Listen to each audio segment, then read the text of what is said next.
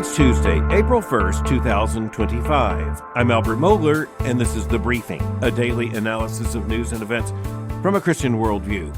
Well, my guess is that you missed it, but yesterday was International Transgender Day of Visibility. It's been more recently shortened to just Transgender Day of Visibility.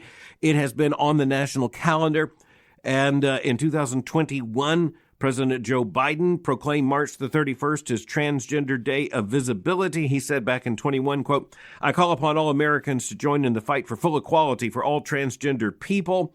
We are told that he was the first American president to issue such a proclamation.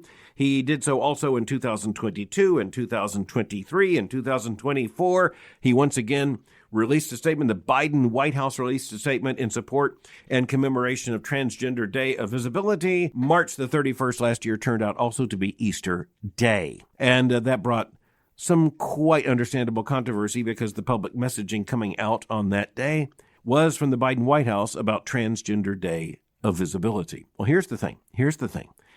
I just want us as Christians to reflect upon the matter that when you have to call for a day of visibility, that means that you are claiming you are invisible.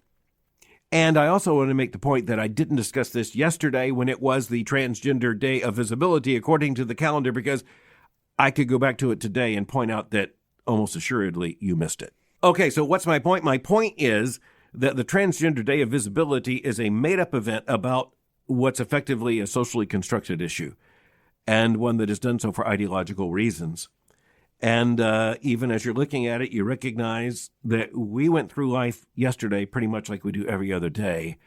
And at least a part of this is the political strategy on the part of the gender revolutionaries and the ideologues of the moral revolution. What they've been trying to do is to say, this is a big thing, this is a massive thing, this is the coming thing, and thus you're going to have to deal with it, and you must not only deal with it and accept it, you must celebrate it. And furthermore, this needs to be something driven through all of society. And it is amazing, and we'll be talking about this fact today. It's just amazing that so many headlines now in our everyday conversation do come out of the transgender issue and the controversies and complications attendant to that revolution. And I would say unavoidable in that revolution.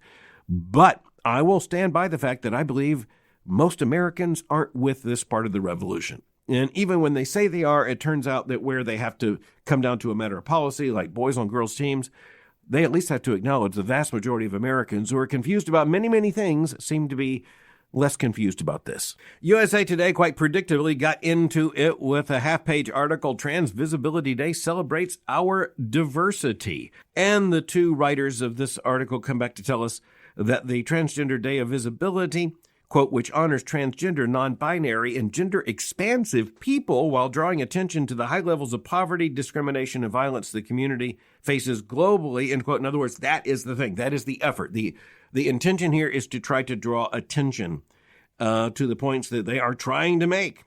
Quote, this year's Transgender Day of Visibility follows President Donald Trump's recent executive orders that restrict the rights of transgender Americans, affecting their ability to serve in the military, participate in school sports, and obtain government documentation, including passports that reflect their gender identity. Okay, end quote. Let's just look at this. Big deal here. I want you to note that they snuck in participate in school sports as if that is something the Trump administration came up with. The Trump White House came up with this. No, as we say over and over again, the vast majority of Americans are saying they clearly see this as a very definitive issue. They don't have any trouble coming to a conclusion that boys shouldn't be playing against girls in girls' sports, and the same thing for men and women. But you'll also notice that if you buy into the ideology here, then you have to put that in the list. You can't leave that out of the list. And so, again, their list was affecting their ability to serve in the military, participate in school sports, and obtain government documents, including passports, that reflect their gender identity. Well, the article, as I say, again, is about a half page in print. Indeed, it's fully that. And they go on to say trans people continue to stand up and make history in various fields. And they go on to mention the people who are supposedly standing up and making history in various fields. That to go back to 2014 to cite Laverne Cox, who, quote, became the first transgender person to be nominated for an Emmy in an acting category. Wow, that was 11 years ago, but it's the first on the list. They go on to say, quote, Elliot Page in 2021 became the first trans man to appear on the cover of Time magazine. Again, 2021. This is 2025. They put on the list Leah Thomas, who, quote, in March 2022 was the first trans woman to win an NCAA swimming championship, end quote. Okay, so that just shows you where this movement stands. It shows you where they are just announcing every way they possibly can. They're not going to compromise on this sports issue. No, they compromise on this, they lose the entire argument. You know why? It's because they compromise on this, they lose the entire argument, at least in terms of any consistency or coherence. I'm going to come back to Leah Thomas and the athletic issue, the sports competition, in a moment. But as you might expect, USA Today tilts the article towards a group. In this case, it's the Trevor Project. And that's a project you can pretty well identify. Quote, this day should also remind people that visible does not mean equal. That is by Nova Bright, quote, head of internal training, learning, and development of the Trevor Project.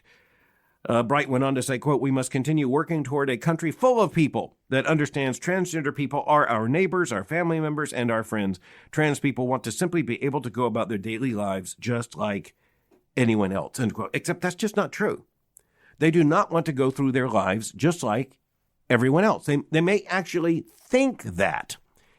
But again, they're the ones who put Leah Thomas on this list.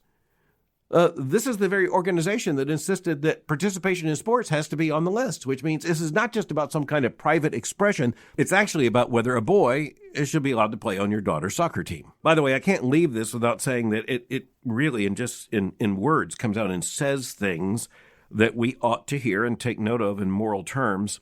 Quote, the National Crisis Lifeline for LGBTQ plus young people reminds trans individuals that it's okay to celebrate acts of visibility, whether they are large or small, including, point one, the feeling that comes with taking your first hormone dose. 2, being called your chosen name by someone who loves you. 3, finding language to describe your identity. 4, feeling euphoric in a piece of gender-affirming clothing. Last on the list, looking at the mirror and loving who you see looking back at you. There's a lot of heartbreak, I think, in this, and we understand why. And that's because you can only defy biology to a certain degree. At some point, biology shows itself. It shows itself, by the way, in another article that comes up. The article is actually about the anniversary of Viagra. And I'm not going to go into that, except evidently it was developed back in 1998, made available to the public, and it has brought its own cultural revolution, so to speak. But back in 1998, when the discussion was about who needs Viagra, it was identified as males. Now it is, well, according to at least the press reports, it's a drug for those who have male biology. But you notice it doesn't call them males anymore. I must say, as a Christian, that I feel a certain heartbreak and grief for those who are celebrating, quote, the feeling that comes with taking your first hormone dose, or finding a language to describe your identity. Again, this just assumes that every single human being is just an autonomous self on a project to try to discover our identity and words for it, names for it. That's a very sad diagnosis of human nature and of what it means to be human. But identity is very important to us, and it's a part of the Christian worldview to understand that our most fundamental identity isn't a project. It's understanding that God created us for his glory. He made us male or female. He made us who we are. He has announced who we are in our bodies, something that's absolutely revolutionary in terms of the thinking of many people today, sadly so. Okay, well, enough about Transgender Day of Visibility. We are in an interesting period where a lot of this is being worked out in terms of policy, and it's being worked out, reworked out, unworked, and reworked again. And that's because this is contested terrain. You had the Biden administration. It put the White House in support of Transgender Day of ideology in the biggest way it could. The Trump administration issuing executive orders saying that in his administration there will be 2 and only 2 genders, male and female. Frankly, rather comprehensively pushing that through the government, something for which I am thankful. But it's not just the Trump administration. Here's what's interesting. People say, well, this is just political. It's just the Trump administration. I want to point out, no, it isn't. It's actually nature and biology. But it's also not even just the United States. So, for instance, the New York Times reported just last week, quote, track and field to be first Olympic sport requiring DNA tests for women, end quote. So it turns out, no matter how at least publicly you want to come out and say, I am all for LGBTQ plus and whatever you add to it, I'm going to be for that too. It's one thing to come out and say that, but when you actually have to run women's track and field competitions at the level of the Olympics, guess what? You've got to define who a woman is. And in some meaningful sense, you have to make that stick. And the fact is that these controversies have already been rocking the Olympic world, and certainly also the collegiate swimming world. More on that in just a moment. But right now, we're talking about the Olympics.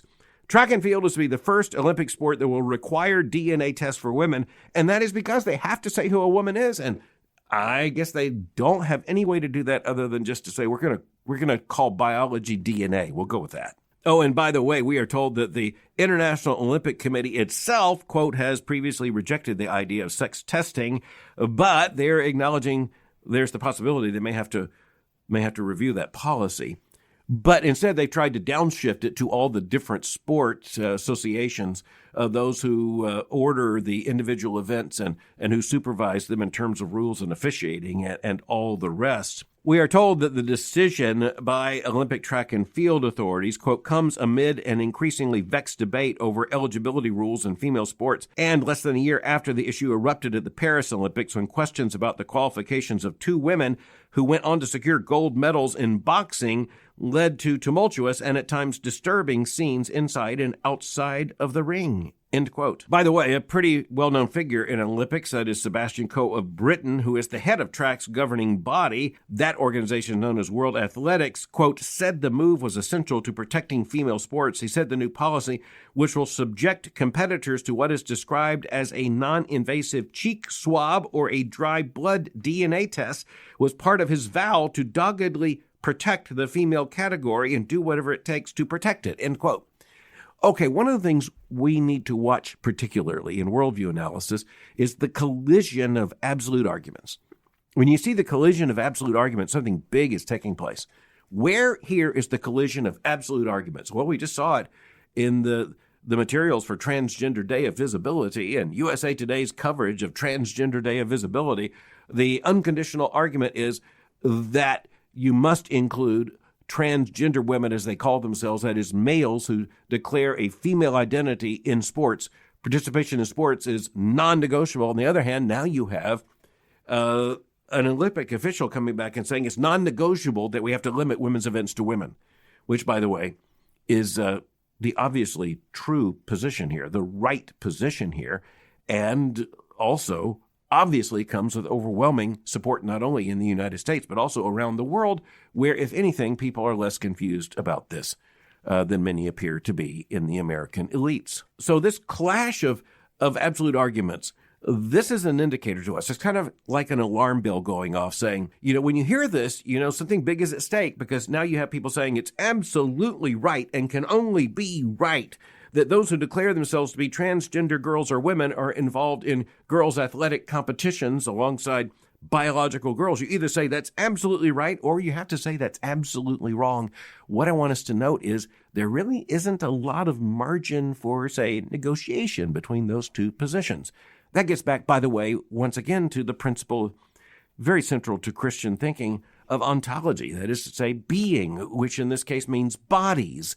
The bodies are saying something, and regardless of what some people want to say, you can't make that body say something else. But as I say, also in this article, there's the acknowledgement that this has been a big issue in the Olympics since 2009, at least since 2009. That's 15 plus years ago. People are telling us this isn't an issue. It's just an invented issue. It's just something that came up, say, with the most recent presidential election. No, that's false. This goes back to 2009. But here you're also looking at the fact that it hasn't become easier to deal with this issue. It's become harder to deal with this issue because now you've got different parts of society moving in very different directions. So, for instance, you have so many in the schools, especially in elite academia, saying the unconditional is pro-transgender. And then you have other people in society saying exactly the opposite thing, saying, no, this absolutely must not happen. So again, that's international track and field competition headed to the Olympics. Of course, there's another big story here, and that is the fact that the Trump administration has made very clear that it is going to be taking action against universities that push the transgender agenda, particularly when it comes to, say, males on female teams. So how's this for a headline? Quote, Trump pauses $175 million in University of Pennsylvania funding over trans swimmer. Of course, this is the very Leah Thomas who was just celebrated at the website of International Transgender Day of Visibility. And so, again, you either think that a male body standing there for the awards ceremony is a good thing when presented as a female competitor or a bad thing. Again, there's really no middle ground here. And President Trump has put the American government, he has put his administration solidly on the side of male and female. As the Wall Street Journal reports, quote, the Trump administration said it is pausing about $175 million in federal funding to the University of Pennsylvania for allowing a transgender athlete to compete on the women's swimming team.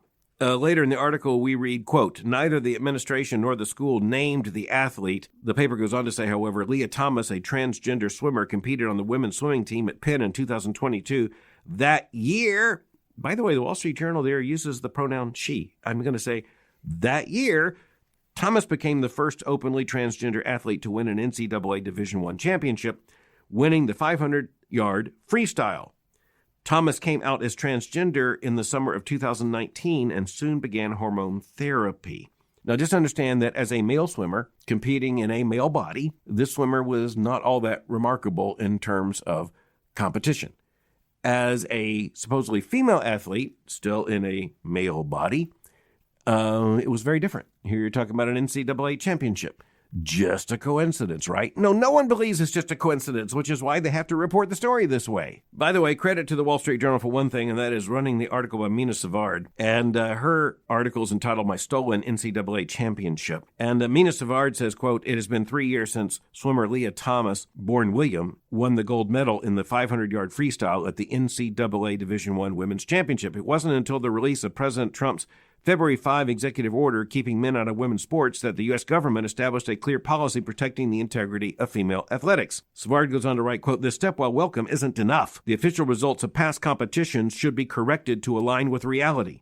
Male competitors should be removed and the rank of affected women increased accordingly. She then writes, quote, this is personal. In 2019, when I was a sophomore at East Texas A&M University, I was assigned second place in the finals of the NCAA Division II women's 400-meter hurdles. The video from that event shows me racing in lane 8. In lane 4, and I'm going to read it the way the article's written, in lane 4 is C.C. Telfer of Franklin Pierce University, who competed for that school's men's team in 2016 and 2017. Craig Telfer ranked 390th among NCAA Division II men. Okay, get that ranking right? 390th. As a transgender claiming to be female athlete, quote, Telfer destroyed the women's field and crossed the finish line almost 2 seconds before me, becoming the first known transgender identified athlete to win an NCAA title. Next sentence, quote, that made me the first collegiate woman to be told her victory was worth less than a man's feelings. She says, I cried a lot that day, not because I lost, but because of how I lost.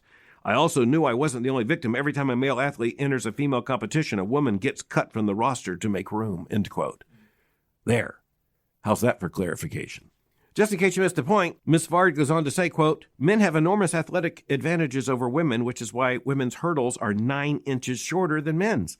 Olympic gold medal winning times for men's 400-meter hurdlers are about 5 seconds faster than for women. That's a difference of about 10%, she writes, in eternity in this kind of sport. Okay, so seeing this, I decided, I need to do a little research, and so I went into the newspaper archives of the New York Times and found this June 1, 2021, quote, for my people, a transgender woman pursues an Olympic dream. Yep, very same athlete here. Telfer, who, again, recall, had competed as a male, because he is a male, before identifying as female and competing as a female, Telfer said, quote, it's important for me to do it for these kids. And we are told that this was said while sitting on the back porch of a college psychologist's house. Quote, it's important for me to do it for my people, whether it be women, black people, transgender people, LGBTQ people, anyone who is scrutinized and oppressed, end quote. That's how the language works. Anyone who is scrutinized and oppressed. Now, who would scrutinize this? The answer to that is, I think just about everyone. And I think the vast majority of fair-minded people believe it has to be scrutinized. That's at least the first step.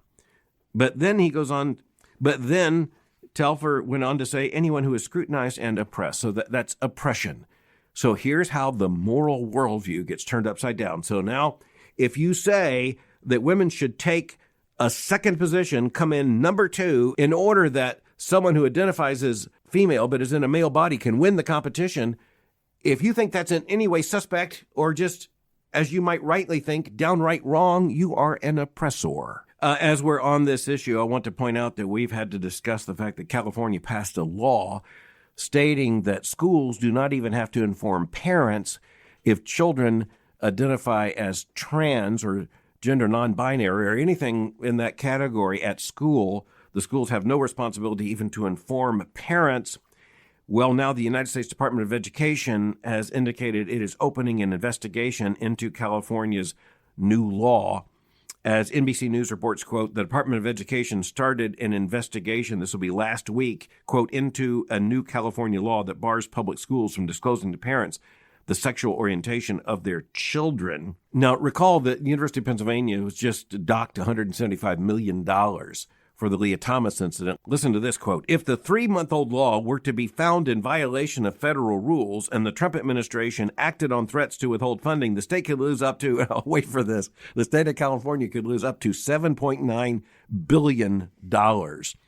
That, according to the California Department of Education. Now, by the way, $175 million is enough to get, or the loss of $175 million is enough to get the attention of most colleges and universities, even most school systems, by the way. But $7.9 billion?